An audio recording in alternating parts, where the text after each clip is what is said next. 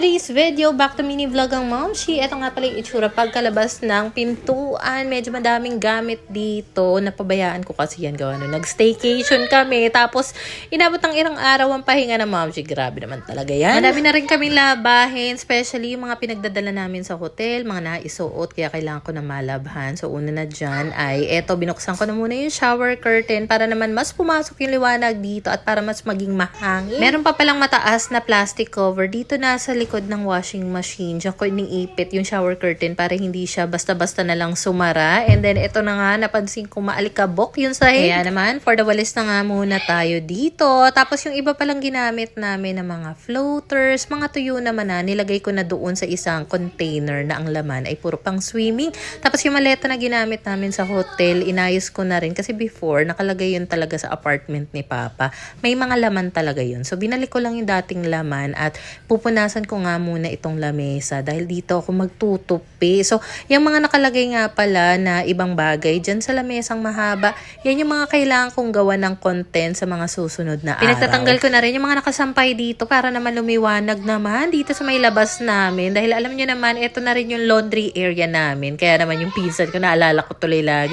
Alam mo, lagi may nakasampay sa inyo. Malamang, ito na rin yung sampayan area namin. At saka, syempre, 4 kami dito sa bahay. Palit ng palit. Kaya marami talagang labahin. Yung naririnig nyo nga palang ingay sa background. Yan yung magagaling kong mga anak. Nagkakatuwaan sila. At least hindi nag-aaway. Kaya pagpasensyahan nyo na po. At medyo maingay po ang background natin for today's video. Ilang araw din ako napahinga sa mini vlog. Ang dami ko kasi iniisip. Tapos nakapag-decide na rin kasi ako na kailangan na talaga namin umalis dito sa apartment. Actually, medyo matagal ko na siyang bala. Kasi talagang gusto ko lang itaon na habang naka-summer break, hindi pa naka-enroll yung mga bata. So, the past few days, alam mo, busy talaga ako kakahanap ng apartment for rent, house for rent, kahit yung mga probinsya, gustong-gusto ko yan kasi alam nyo ba, gusto ko talaga, fantasy ko yung probinsya life. So, lately talaga parang halos yun yung mga pinapanood ko na parang, oh my God, gusto ko ng ganitong buhay, yung tipong gigising ka paglabas mo ng bahay, puro puno yun nasa paligid, tapos magwawalis-walis ka naman. Ganun! Nabanggit ko naman ito many times na yung best childhood experience ko talaga is nung nasa Leyte nga ako sa probinsya. Gusto ko iparanas yun sa mga anak ko. Yung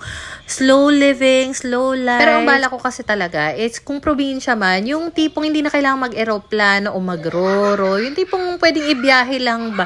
Ang gusto ko nga sana kung medyo malapit sa sa bang tawag nito, dagat. Para if in case na gusto namin magdagat mamayang hapon or bukas, yung tipong isang sakay lang, nasa dagat ka na. Alam mo yun? Tapos kakapanood ko nga ng mga probinsya life na video. Meron pa ako napanood doon. Parang ang rent niya sa malaking bahay, may bakuran. Oh my God, nasa 2,000 pesos lang sa Pangasinan area. Actually, nag-message ka ako doon sa vlogger na yun. Sabi ko, hey sis, ganyan.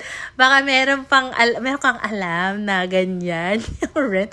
I-refer nyo naman ako, mga moms. So anyway, ang una ko kasing ginawa is tumingin muna ako ng mga paupahan dito online, malapit lang sa area, and sobrang mamahal talaga ng mga renta. Like dito pa nga lang sa apartment namin, 9K na maayos pa to ha. Alam mo, kahit hindi naman kagandahan, ang dudumi ng CR, parang ang mamahal na niya.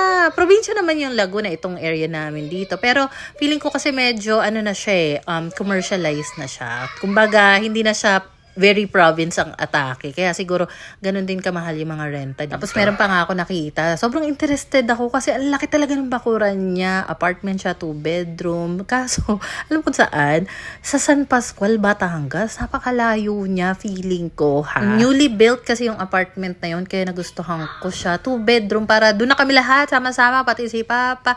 At the same time, ang laki nga ng bakuran niya. Naisip ko, matutuwa dito yung mga ang dami ring puno sa paligid. Talagang provincia feels. Kaso, wala naman kami kakilala dun sa area. So anyway, nag-advise na rin ako doon sa aming landlord na ilipat na nga kami, ganyan. And alam mo ba, kasi hindi ko magawa siya personally na magpaalam kasi feeling ko iiyak ako, mababa kasi yung luha ko pagdating sa mga ganyan. So, nag-message lang ako, sinend ko lang yung message siya sa messenger. Naiiyak ako habang nagtatype ako kasi nalulungkot ako kasi ayoko naman talagang umalis dito dahil una, gustong-gusto ko talaga itong area, lalo na dun sa may Southwoods area. Kaso kasi di talaga kinakaya. Kailangan nga namin talaga ng less expenses, especially sa renta. Yun talaga yung main reason. Siguro dun pumasok na what if i-push ko na yung fantasy ko talaga na tumira sa probinsya talaga, yung mas mura yung mga bilihin, mas mura yung mga rent. Kaya kung mapapansin nyo, nitong mga ilang araw, hindi talaga ako masyado nakakapag-video.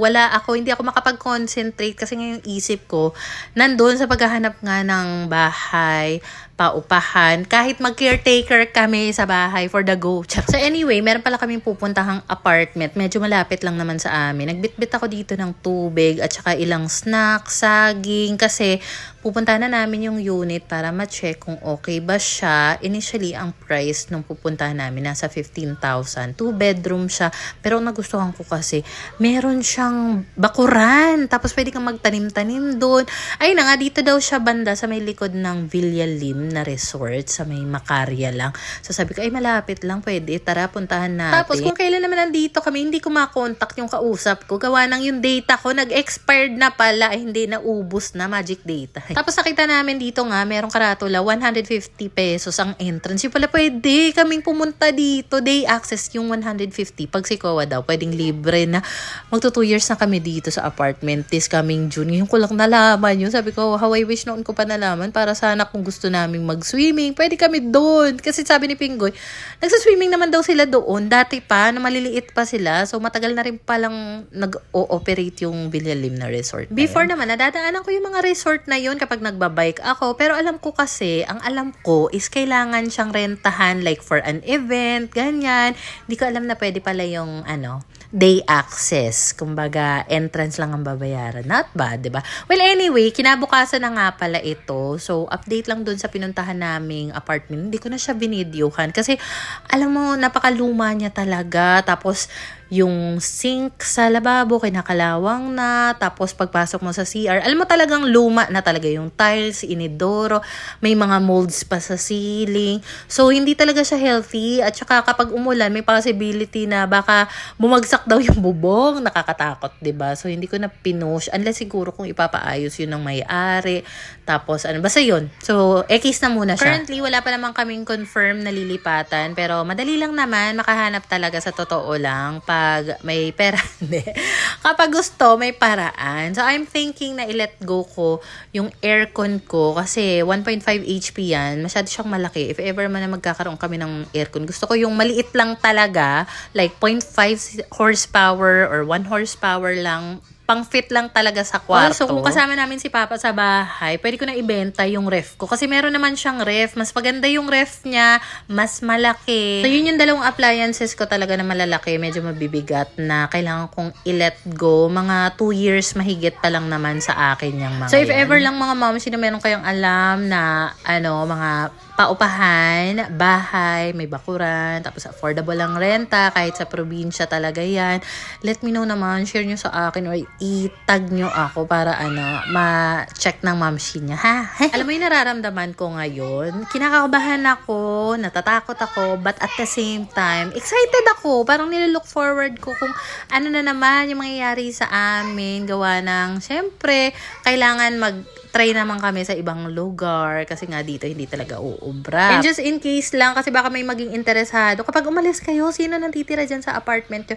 Ang alam ko may kausap na yung aming landlord kasi naging bakante yung sa likod na unit. So, alam ko marami na siyang mga naka-line up na mga possible na magrenta dito. Alam mo, sobrang na-appreciate ko talaga yung landlord namin kasi talagang parang hindi na siya ibang tao sa amin, lalo na naging close din siya ni Papa.